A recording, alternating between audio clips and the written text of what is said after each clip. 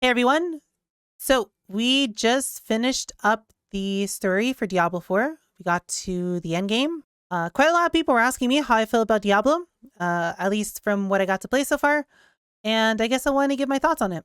For this whole experience, we played as hardcore. I don't know if I can show you that we're hardcore somewhere, but we're playing hardcore. We played as a Sork. We finished at level 42.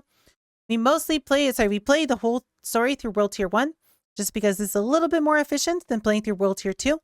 There are 2 difficulties you can choose from, and you can freely swap between them as much as you want. If we go to the main city really quickly, you can swap as much as you want, but we did World Tier 1 since we're trying to rush to the end game and be one of the first people to complete the end game. And because of that, unless we get a really powerful legendary that makes us be able to do World Tier 2 no problems, it's better for us to do World Tier 1. And now that we finished the story, I did do a little bit of World Tier 2 farming. We'll talk about that in a little bit, but I was kind of low level when it came to finishing the game. So we did do a little bit of farming to be a higher level, again, because we're playing hardcore, but you can come to a statue in town anytime, swap between 1 and 2. The only benefit of 2, and I do have a whole video talking about this, is you get more XP, but the monsters are harder. And, well, so I guess since we're playing hardcore, that's probably not really worth it, right? To play a harder mode. Now, from the little bit of World Tier 2 farming I did, definitely did feel a little bit harder. Definitely, like, my health bar actually started moving around, and, you know, if I wasn't paying attention, I could have randomly died here and there. But to, I guess, give a difference between the two, with World Tier 1, you basically can AFK through everything. It's, I would say, a really casual difficulty. It's really nice. It's actually quite, like, leisurely if you want, like, a casual game.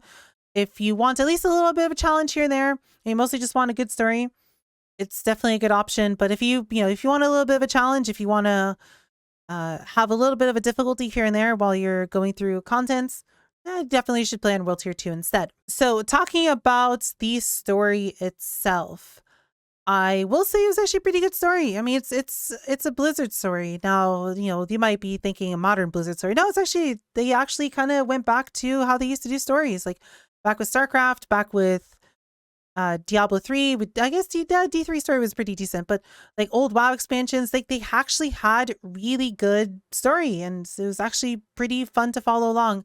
I kind of skipped most of the cutscenes at first because, well, I kind of got the gist of it, especially since we played Act 1 in the beta. But as we got closer towards the end and the ending got kind of exciting, I guess maybe minor spoilers slash big spoilers, we'll see. But the story got kind of exciting, so by the end we started following through and like listening to it and whatnot. I think it took us around 13 hours to finish the story, but again, I was playing hardcore. I was kind of going slowly. I definitely could have shaved like 2 hours off of that time if I just immediately went and did the final dungeon and the final area immediately, instead of wanting to farm a few levels because I was super underleveled. That's not bad, especially because I was taking my time. I was listening to some of the cutscenes. We were watching some of the cinematics and following along with a little bit of the story. In terms of outdoor content, I also did quite a lot of outdoor content. So if I were just to sit here and rush the story, I would say the story is probably 6-7 hours at most. But if you want to quickly look, I like have a decent amount of progression in like each zone. The thing that I mostly went for was Altars of Lilith, because these are kind of annoying to do. And I didn't really touch side quests. I didn't touch any strongholds because those are more efficient to do once we finish the story as a way to catch up later on. But I mostly touched altars, and I think I have like maybe around 60 to 70% of all the altars in the game. It's quite a decent chunk. And, well, it was kind of annoying to do. The way I did it is we had a website opened. I can put this in the description, but it has all the altars, has all the things on it. It's actually really nice because you can search. Let's say there's like a specific legendary need. For example, I might want Edge Masters. It shows it to me exactly where it is. Kind of nice. But we just follow through on this. Every time I click on altar, every time I got an altar, I can just click on it and deactivate it, so I know which altars I've already gotten. And yeah, we actually got quite a decent amount. By the end here in the last area, I actually kind of went through and almost got every single altar, because by this point we had our mounts. So I guess the first thing I want to talk about is the things I didn't enjoy about the story and the things I didn't enjoy about the leveling process in general. So my first gripe was a little bit of pacing in terms of when we got unlocks. So the first zone felt really good. I think we hit like level 16, 17 the first zone. Got quite a decent amount of my power put together, and my build felt pretty good. Next area, we didn't really get too many levels. I think we ended it at around maybe level 25 or so. And then I think we got level 30 in the third area. I don't remember what we ended in here. I think we got level 31, 32 in this area. And then I think we finished Act 5 with about level 36 or so, starting quite level. It actually got quite a lot of XP in this area. You actually end up doing quite a big portion of it.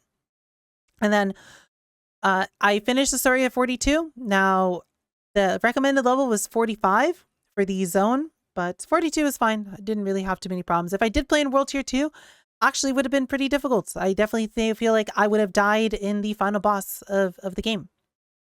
So my first biggest gripe with all of this is when you get your mount. So you don't get your mount until you get over here and you do stuff in this area. And it's quite far into the zone. It's basically you finish up the zone and then they tell you to come back to like the main city. And then the one of the characters is like, hey, did you have to walk all the way over here? Did this other character make you walk? Here, I can pull a favor. Here's a horse, right? It's like we see a bunch of NPCs with horses. We see a lot of people with horses, but for some reason, us getting a horse, like someone needs to pull a favor. We can't just buy a horse. So, you know, we get a horse for the final area of the game. The final little bit of the game is all of this area and a tiny little bit over here, but this like very short. This is very, very short. So it's like for all of this, I didn't have a horse. Now, the biggest problem and the reason this is such a pain in the ass is we finish the first act here. We come back to the main city and we finish it here. Then we have to go all the way over here to start Act 2, which just isn't really that bad. Small zone. It's pretty easy to get through. Act 2, we finish it maybe somewhere around here in the north.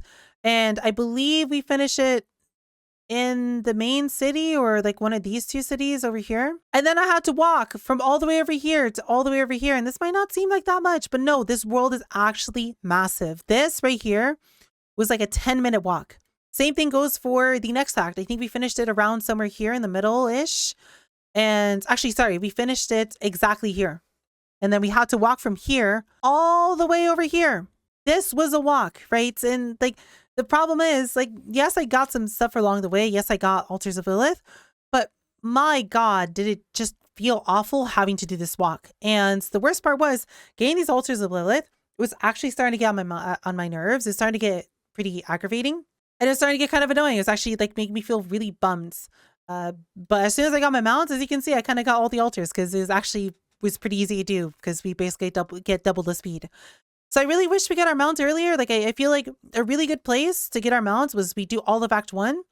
And then someone in town is like, hey, you know, or sorry, like as soon as you get to the town for the first time, the guy who brings you here, he's like, I got business to do in the north, right? Finish up this area. I'm going to try to like pull a favor for you. And when you're ready to come meet up with me, I'll have the mounts, right? And then you take the mount from there and you go here. And then like the pacing's so much better. Sure, it makes the world feel a little bit smaller, but honestly, the world's too big? Question mark. It unfortunately is a little bit too big. So that is a little bit annoying. My other gripe, which kind of, you know, ties into all this, is well this. So each region has its own reputation that you have to go through, and what I recommend while you're leveling is you at least should do the first one. The first one's really easy. It's just 200 Renown. That's just either 20 Altars of Lilith or like a dungeon or two and like clicking all the waypoints. And basically you get this for free. It gives you skill points. And this is really powerful. It actually gave me some really important breakpoints in terms of how my build felt. And they're really not that hard to get. But the problem is to get this, to get the tier 5 reward, you need to complete everything. You need to complete every single thing. This isn't like 80% completion. If you want 100% complete, you can for fun. No, this requires 2,000 Renown. And there's exactly 2,000, or some, the areas are a little bit off, but this requires you to do everything in the zone. So that means you need to touch all the altars. You need to do all of the dungeons. So I have to do 23 separate dungeons in this area. I have to discover the whole map. That's not that bad to do. So you're going to be doing all the altars and all the dungeons. All the waypoints, those are kind of nice to have. All the strongholds, these are going to be good anyway. You're going to be doing these anyway because they're really good for gear. But you have to do every single side quest. So I have to do 49 side quests in this area. And if you don't do this, you miss out on 20 total Paragon points. You might be saying, Allie, that sounds like a lot. It is. You have 200 total Paragon points. So this makes you miss out on 10% of all of your Paragon points. That's 10% of your endgame player power. You stop gaining passive points at level 50, but Paragon goes all the way to level 100. And it's going to be a really big part of your total player power. And on top of that, some of the altars also give you Paragon points. So between all this, there's about 30 Paragon points that you'd be missing out on if you don't go out of your way and complete absolutely everything. So you'd be missing about, what, like 15% of your total player power by not fully maxing out every single zone. That is kind of awful, and I'm not looking forward to that. But I guess it's kind of a little bit better because you can do a little portion of it while you're leveling, and it's something. In terms of other things to talk about the game, the combat, pristine, absolutely pristine. 11 out of 10, straight up 11 out of 10. Diablo 3 combat, in my opinion, was the best combat out of any game of any RPG that's ever made. And well, this managed to beat it. It's actually quite impressive how good it feels. It feels smooth. It feels very responsive, and it just, I don't know, it feels good. Like, you know, a lot of people are like, oh, I want a slower RPG. I want a slower RPG. Honestly, this is a pretty good medium between a zoom RPG where you can go decently fast with builds later on and like meaningful combat. Blizzard was really good at meaningful combat in Diablo 3 in terms of having decent density at times, in terms of just monsters you can slaughter for fun, and elites that have pretty well-defined things that they're going to do. You kind of know what they're going to do ahead of time, and you know how to deal with them. And like the same case feels here. The elites feel pretty good.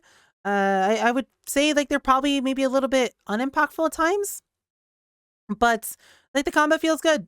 It definitely feels good. It feels like it's polished. It feels like they put a lot of time and effort into it. The visuals, holy shit, actually really good. Actually really, really good visuals. This game is pretty. This game is very, very pretty. In terms of dialogue, in terms of audio, I mean, it's a Blizzard game, and you know, they actually put money and effort into it. And yeah, it's just good. The story is good. I liked it. I like the storytelling.